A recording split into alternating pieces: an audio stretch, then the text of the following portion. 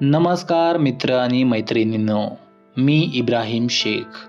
मी आज तुमच्यासमोर सादर करत आहे मी लिहिलेली एक छोटीशी सुंदर अशी कविता. कवितेचे शीर्षक आहे मी अनुभवलेलं कोल्हापूर. गेलो जेव्हा कोल्हापुरात शब्द ऐकला नवा.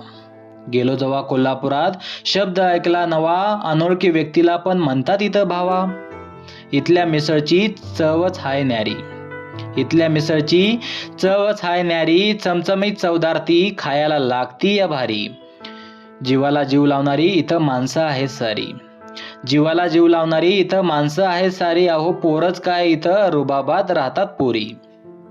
इथल्या रांगड्या भाषेचा दर्जाच वेगळा आहे. इथल्या रांगड्या भाषेचा दर्जाच वेगळा आहे. शहरामध्ये रंकाळ्यासारखा दुसरा नजारा नाही. तांबडा पांढरा पिल्यावर मन भरून जाय.